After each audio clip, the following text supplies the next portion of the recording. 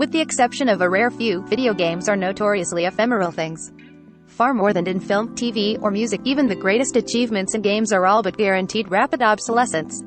Beholden to the ever-evolving technology that powers them, it's hard for any game to withstand the test of a single console cycle, let alone sustain large, active player communities for a double-digit number of years. For story-focused single-player adventures that don't live online, the feat is practically unheard of.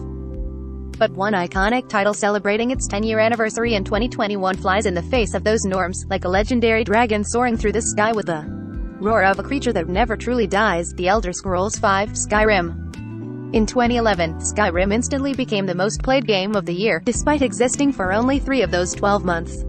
In 2021, the PlayStation 3, Xbox 360 title, or rather, its countless re-releases, still maintains millions of monthly players according to Bethesda director Todd Howard, who seems pretty baffled himself by its unrelenting endurance.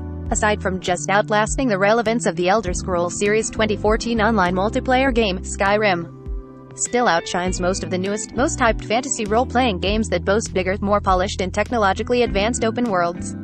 When I took the anniversary edition for a spin, I was stunned to realize just how much playing Skyrim today feels as fresh as it did the first time the title screen's bombastic Viking choir ever beckoned me to adventure.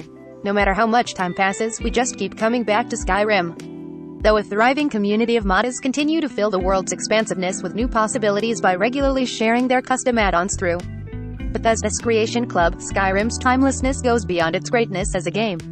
Its release received the kind of zeitgeist-wise spotlight in which video games, let alone nerdy high fantasy ones, ever get to bask. Even now, Skyrim still thrives as a cultural phenomenon, too, through meme formats that have become mainstays of internet humor. No matter how much time passes, we just keep coming back to Skyrim. Somehow, this practically unchanged decade-old virtual world stays relevant, despite the real world around it changing beyond recognition since 2011. But at the same time, it's not hard to see why we need Skyrim in 2021 for the same reasons we needed it in 2011, at the height of the Great Recession's impact in millennial youth, who happened to also be the game's main demographic. After 10 years, the power of Skyrim still lies in giving a lost millennial generation wholesale permission to leave behind their declining real world, and to get lost in a realm of reawakening magic instead. It's hard to overstate just how unexpected Skyrim's iron grip on youth culture was back in the day, when the mainstream was even more derisively dismissive of dorky RPGs than it is now.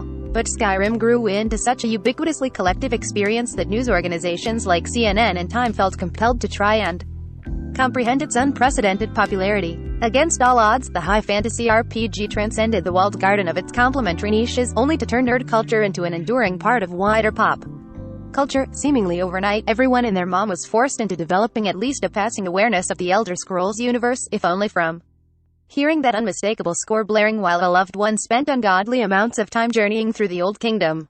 It wasn't just Skyrim that normalized this kind of wholly immersive escape into fantastical worlds either. With a Game of Thrones Season 1 premiering only months prior to Skyrim's release, 2011 felt like the year that dragons suddenly became acceptable normie water cooler conversation. Granted, Game of Thrones made getting way too into the minutiae of a fantasy world cool for the much wider TV audience. But Skyrim also invited swaths of the uninitiated as well, by popularizing the fantasy RPG to Call of Duty levels of mainstream acceptance. As a college sophomore myself who developed a staunch distaste for what I viewed as the obtuse inaccessibility of RPGs, even I gave in to the hype of Skyrim a begrudging try in 2011. Within hours of starting, I went from what in the fact.com walkthrough "fuck is this dork-ass shit about classes and built-in high fantasy races" to, soon after escaping the introductions, Helg and Dragon attack, mass texting loved ones that they wouldn't be seeing much of me for the next few months, as the fate of the Dragonborn had called upon me to save the world. Before Skyrim's arrival, though, I remember 2011 as a time of distinct hopeless disillusionment and inescapable aimlessness for my generation's youth. I watched friends prepare to graduate into one of the worst economies since the Great Depression, with mountains of debt and no way to cash in on the promise of better job opportunities. That summer, swaths of millennials even led the movement to occupy Wall Street in protest of historic wealth inequality, student debt, climate change, only to be mocked by the adults in charge for being frivolously idealistic. In the fall of 2011, the Occupy movement dissolved, as desperate millennials realized their forceful shouts about being the 99% would go unheard. Powerless against the vulturous monsters of late-stage capitalism. But then Skyrim came, and suddenly we knew what it felt like to have our shouts revered as harbingers of a new dawn, the resurrection of humanity's fight against ancient beasts ravaging the people's lands. The Occupy movement's failure made it feel impossible to imagine that we could ever leave a mark on a world indifferent to its crises. But Skyrim let us play as David, each successful battle against a Goliath leaving behind massive dragon bones that became permanent features on the landscape we reclaimed from its clutches. In the real world, millennials were being derided as the aimless generation deluded by participation trophies into thinking we were special enough to make a difference. But in Skyrim, we were dragonborn, our prophesied purpose a symbol of revolutionary hope for our survival. As the years went on, millennial disillusionment with the world only deepened, and with it so did Skyrim's ever-deepening enmeshment in youth culture. Skyrim not only managed to outlive the typically short lifespan of a video game but conquered the internet's even shorter-lived attention span. Most recently, a viral TikTok meme format lovingly recreates the uncanny valley hilarity of the game's NPCs, ensuring that this decade-old RPG will also live rent-free in the heads of Zoomers too. Like an arrow to the knee, Skyrim not only managed to outlive the typically short lifespan of a video game but conquered the internet's even shorter-lived attention span. While it's hard to imagine now 10 years into its undisputed legacy, at the time Skyrim was something of an underdog champion. This dark horse bucked conventional wisdom by unexpectedly bridging the chasm between mainstream and gaming culture. Despite near-unanimous critical praise, reviewers in 2011 still noted the game's obvious technical brokenness and frequent crashes, along with an overall lack of polish, and it's pretty much stayed that way in re-releases. With the addition of the mods that come with the Anniversary Edition, for example, jankiness, crashes, and game-breaking glitches are almost guaranteed. Yet what should be nails in the coffin for any other game only endears one more to the totality of Skyrim's ambition. Seeing the game makes one appreciate the boundary-pushing craft that powers it, especially in comparison to whatever frictionless piece of forgettably safe big-budget polish that dominates the genre more often than not these days. I mean, in Skyrim, entire quests can become unplayable if an errant dragon simply decides to kill a character who's critical to pushing that story forward. Is there anything more metal than that? Not even the game itself can contain the awesome power of its own dragons. That's some pretty god-tier video game shit right there. Regardless of janky, outdated limitations, Skyrim always feels endlessly more alive and lived in than most of its modern peers. If anything, the friction and instability of its world only serve to make me feel more precious about those dead-eyed NPCs I've grown so attached to. When I lose sight of my far too brave horse or, God forbid, ride-or-die companion Lydia during a fight, I panic and drop everything, ignoring the onslaughts from enemies because I'd rather die and lose progress than let them be killed or glitched out of existence. Like the millennial generation it gave a home to when we needed it most, Skyrim is a beautifully chaotic mess we can relate to. An underdog caught in the liminal space between greatness and arrested development, we see ourselves reflected in its imperfections. How could we not love a game foolhardily ambitious enough to risk complete failure in its idealistic pursuit of revolutionizing the open-world genre for the better? Strangely, returning to Skyrim a full decade years later doesn't feel like the typical exercise in gamer nostalgia.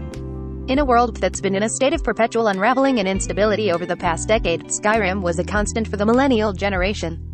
It's not like the pull of classic childhood games, those revisits to the past so twinged with the desperation to regain something lost in youth are made extinct by console obsolescence. As a game that's been re-released so many times that it's probably playable on your smart fridge at this point, there's no scarcity when it comes to Skyrim. We don't go back to it out of a sense of loss, since there's nothing lost about a world that's still actively populated by and expanded upon by millions of people. No, when I picked up the Skyrim Anniversary Edition after a decade away from the Elder Scrolls universe, I felt zero nostalgia. Actually, I felt the opposite. Like I was coming home to pick back up on a life I'd led in an alternate timeline. After the now iconic opening scene with the dragon at Helgen, I walked around Riverwood like it was my hometown, annoyed that Alvor, the blacksmith you meet first, didn't already know better than to spout his imperialist propaganda bullshit at me. Before turning on the PS5, before hearing that Viking choir welcome me back like a queen returned to her kingdom, I planned on playing Skyrim for just a few hours. Then I blinked and oh shit, it's 5 AM, and I only remembered I had a real-world human body thanks to a full bladder. Losing myself in the world of Skyrim is as effortless as walking through the wide-open door of my favorite memory palace. In a world that's been in a state of perpetual unraveling and instability over the past decade, Skyrim was a constant for the millennial generation. As the real world further descends into inhospitable hell, its decade-old virtual world will always be there, ready to make you feel like you've got a fighting. Skyrim will never die because, like the dragons that embody the heart of the game, it has an immortal soul that lives on inside you long after it's been stripped of its scales and bones. Even after you've beaten this mammoth of an adventure for the first time, its skeleton still remains a monument that forever reminds us that we, too, can be the stuff of legends.